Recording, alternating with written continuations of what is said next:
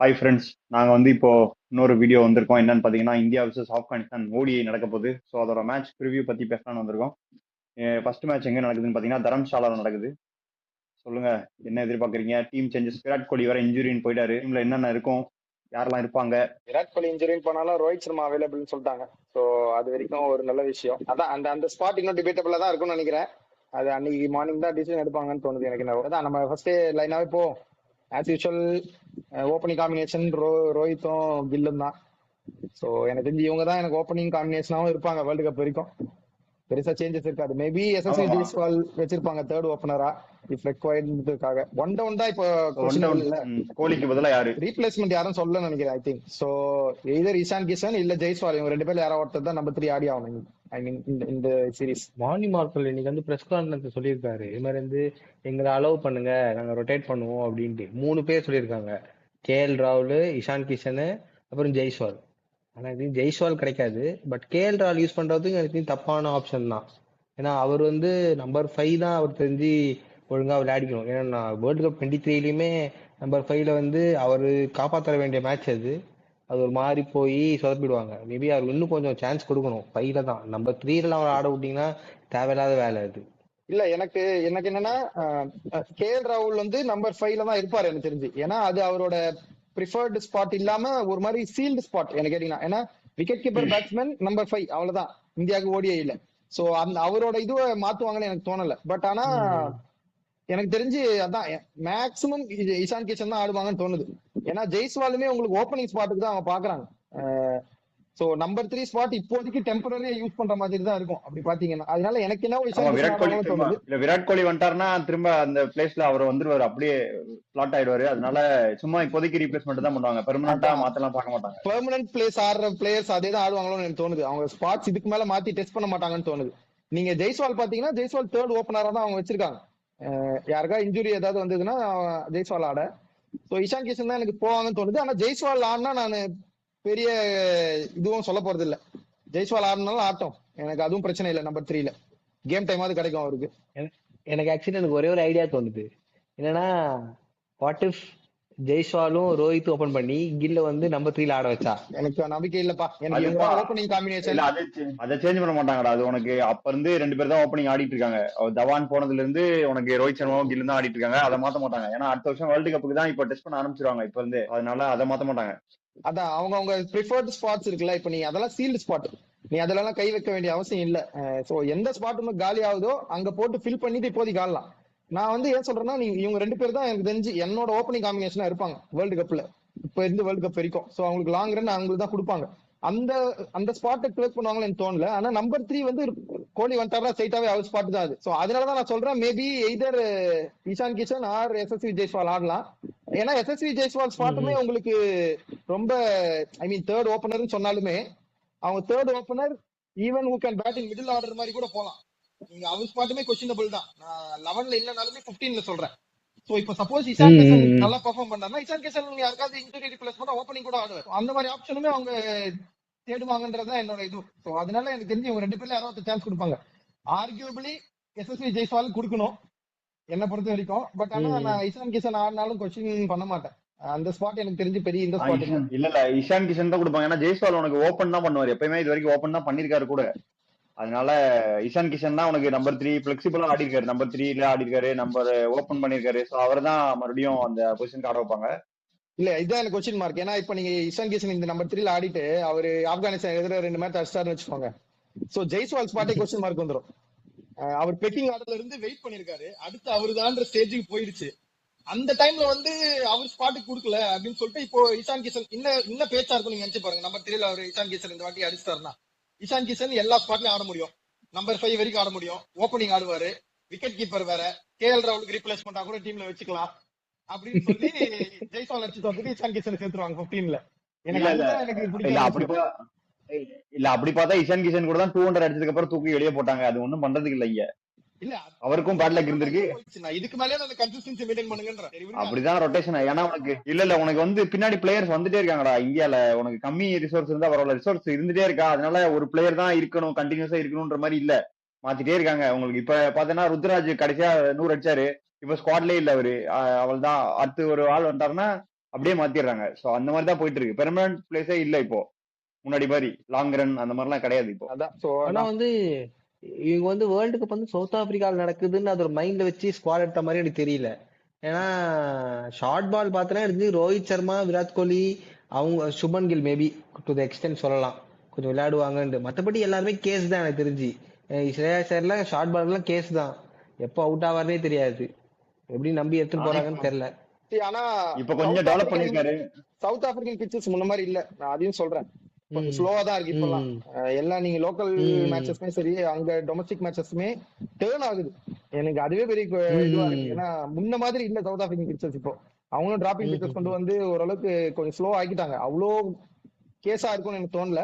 ஆனா ஒர்க் பண்ணிருக்காங்க. சோ எனக்கு தெரிஞ்சு அது அந்த அளவுக்கு இஷ்யூ இருக்காது. எனக்கு இன்னொரு பாயிண்ட் என்னன்னா, நீங்க இஷான் கிஷன் லெஃப்ட் ஹேண்டர் பேட்ஸ்மேன்ல டாப் 5ல லெஃப்ட் யாருமே இல்ல. சப்போஸ் ஹர்திக் பாண்டியா நம்பர் 6 வந்தாலுமே டாப் 6ல லெஃப்ட் யாருமே இல்ல. சோ அத சொல்லி உள்ள நுழைச்சிருவாங்களோன்னு எனக்கு பயமா இருக்கு. வேற ஒண்ணும் இல்ல. ஜெய்ஸ்வால் இல்ல அதுக்குதான் திலக் வர்மாவும் அங்க பேசிட்டு இருக்காங்கடா. லாஸ்ட் டைம் அவர் சொல்லும்போது சொன்னார்ல, கௌதம் கம்பீர் கூட எனக்கு சொல்லியிருக்காரு, இங்க லீடர்ஷிப் பண்ணனா உனக்கு மெயின் டீம்ல கூட லீடர்ஷிப் சான்ஸ் இருக்குன்னு அப்படி சொல்லியிருக்க மாதிரி அவர் சொன்னாரு பிரஸ் கான்ஃபரன்ஸ்ல. சோ திலக் வர்மாவும் ஒரு ஆப்ஷனா வச்சிருக்காங்களோ எனக்கு தோணுது. இருக்கும், கண்டிப்பா இருக்கும். வைஸ் கேப்டன் கொடுத்துருக்காங்கன்னா அவங்க அந்த லீடர்ஷிப் குரூப்ல இருக்காங்கன்னு தான் அர்த்தம். சோ எனக்கு தெரிஞ்சு அதுக்கு நிறைய சான்சஸ் இருக்கு. பட் சொல்றேன், இஷான் கிஷன் சப்போஸ் சான்ஸ் கிடைச்சு இந்த டோர்னமெண்ட்ல பெர்ஃபார்ம் பண்ணிட்டாருன்னா ஜெய்ஸ்வால் பிளேஸ் அவர் எடுத்துருவாருன்ற 15. கரெக்ட். அதான் நம்பர் 4 நிதிஷ்குமார் ரெட்டிக்கு நல்ல டோர்னமெண்ட் இது சீரிஸ். இது நம்பர் 4 ஸ்ரேயஸ் ஐயர், ஹர்திக் பாண்டியா இல்ல. நம்பர் 5 கேஎல் ராகுல் ஃபிக்ஸ்டு தான்.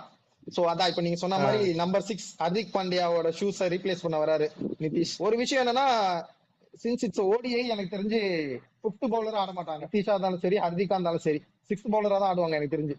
ஏன்னா 10 ஓவர்ஸ் போற கேப்பபிலிட்டி அவங்களுக்கு இருக்காது. சோ அடிஷனலா தேவைன்னா யூஸ் பண்ணிக்கலான்ற மாதிரி தான் ஆடுவாங்க. சோ அது பிரஷரும் கம்மியாகும் அவங்க மேல. இப்ப நீங்க 5th பவுலரா ஃபுல்லா ஆடினீங்கன்னா 10 ஓவர் போடணுன்ற ஒரு பிரஷர் இல்லாம தேவையானப்போ கேப்டன் யூஸ் பண்ணிப்பாங்க அப்படின்ற ஒரு ஒரு ஒரு ஒரு நல்ல விஷயம் தான் அது. இப்போ என்னை பொறுத்த வரைக்கும் நல்ல ஐபிஎல்லுமே நான் அதுமே ஒன்னும் பெருசா தப்பா சொல்ல மாட்டேன். பால் வித் பாலும் சரி, வித் பேட்டும் சரி, நிதிஷ்க்கு ஒரு நல்ல ஐபிஎல். ஆனா Hardik Pandya shoes international feel பண்றது பெரிய விஷயம். அது என்ன பண்றாரு நம்ம வெயிட் பண்ணி தான் பார்க்கணும். நிறைய வாட்டி ட்ரை பண்ணி டெஸ்ட் பண்ணி ஃபெயில் ஆயிருக்காங்க எல்லாரும். நான் ஈவன் நிதிஷ்குமார் ரெட்டியுமே சொல்றேன். ஒயிட் பால்ல சிவம் துபே கொஞ்ச நாள் ட்ரை பண்ணாங்க. ஹர்திக் பாண்டியா ஷூவை ஃபீல் பண்றது அவ்வளவு சாதாரணமான விஷயம். என்ன பண்றாருன்னு பார்க்கணும். எனக்கு ஒரு நல்ல இது ஒரு நல்ல சீரியஸா தான் இருக்கும்னு தோணுது நிதிஷ்க்கு. ஏன்னா உனக்கு 2 ஃபாஸ்ட் பவுலர் தான் ஆடுவாங்க. 3வது ஃபாஸ்ட் பவுலரா நிதிஷ் தான் இருப்பாருன்னு நினைக்கிறேன். அதுக்கு போல ஃபாஸ்ட் பவுலர் ஆடுவாங்கன்னு தோணுது தரம்சாலான்றனால. 3 ஃபாஸ்ட் பவுலர் பிளஸ் நிதிஷ் ஆடுவாங்கன்னு நினைக்கிறியா? ஆமா, நிதிஷ் யூஸ் பண்ண மாட்டாங்கடா. தேவைன்னா மட்டும் யூஸ் பண்ணுவாங்க. அது வாஷி ஸ்லாஷ் நிதிஷ் தான் சேர்த்து 10 ஓவர் போடணும். எனக்கு தெரிஞ்சு அப்படிதான் யூஸ் பண்ணுவாங்க. சோ அதான் நம்பர் 6 நிதிஷ் பேசணும், நம்பர் 7 வாஷி ஆடுவாங்கன்னு தோணுது. பின்னர் யார் ஆடுவாங்க? குல்தீப் தான். ஏன்னா வந்து டெஸ்ட் மேட்ச்லயே வந்து குல்தீப் வந்து அவங்க பேசுறதெல்லாம் பார்த்தா குல்தீப் ஓரம் கட்டிட்டு மானவ் சுதாரியும் ஹர்ஷப் துபே தான் ஆடுவாங்க போல ஸ்ரீலங்கா சீரீஸ்ல. இல்ல குல்தீப் கண்டிப்பா ஆடுவாரு. ஆனா அதான் ஓவர் அவர் கீழே இல்ல. சோ அது ஒரு பவுலருக்கு அதான் பொதுவா சொல்லுவாங்கல்ல, எவ்வளவுக்கு எவ்வளவு நீங்க ஓவர்ஸ் போட்டு ஓரளவுக்கு இதுவா வரீங்களோ அது நல்ல விஷயம். ஆனா ஐபிஎல் கேம் டைமே கிடைக்கல அவருக்கு. நம்ம அதுமே ஒண்ணும் சொல்ல முடியாது. கண்டிப்பா குல்தீப் தான் ஆடுவாங்க. நம்பர் 7 குல்தீப், நம்பர் 8 ஆமா 6 Nitish, 7 washi, number 8 Kuldeep. So அதுக்கு 9, 10, 11 3 பேர் ஆடிடுவாங்க. 3 பேர். அர்ஷ்தீப் பேர் கன்ஃபார்ம். அதான் அர்ஷ்தீப் பிரஷித் கன்ஃபார்ம். இப்ப 3வது பேசர் தான் பிரின்ஸ் யாதவா இல்ல குர்னூர் பிராரான்றது யாருக்கா ஒரு டெபு இருக்கு கண்டிப்பா. India debut. இது எனக்கு தெரியல. உண்மையா நீ இது வச்சு போனோம்னா பிரின்ஸ் யாதவுக்கு தான் கொடுக்கணும். ஜிடி, கில், பூனோஸ். என்னடா நான் பண்ண வேண்டிய வேலையில நீங்க பண்ணிட்டு இருக்கீங்க? இல்ல எனக்கு நாங்க பண்ணல, அப்படிதான் நடக்குது. சரி ஓகே, இப்போ வாங்க ஆப்கானிஸ்தான் டீம் பத்தி பேசுவோம். இல்ல இங்க வந்து ரெட் பால்ல கொஞ்சம் நம்ம லெஃப்ட் அவுட் பிளேஸ் பாப்போம். சப்போஸ் பெஞ்ச்ல உட்கார்றாங்கன்னா வேற என்ன ஆப்ஷன் இருக்கு? நம்ம அர்ஷ்துபே ஒரு ஆப்ஷன் இருக்கு. தேவைன்னா 2 பேசர் போதும்னா அர்ஷ்துபே கூட ஆடலாம். மேபி நிதிஷ் ரெட்டியா ஒரு 5-6 ஓவர்ஸ் மட்டும் பேஸ்னா போட வச்சுட்டு இன்னொரு அடிஷனல் ஸ்பின்னரா ஆடலாம். சோ அந்த மாதிரி ஒரு ஆப்ஷன் இருக்கு. மத்தபடி நம்ம சொன்ன மாதிரி எஸ்எஸ்சி ஜெய்ஸ்வால் ஸ்லாஷ் இஷான்ல யாராவது உட்காந்தாகணும்.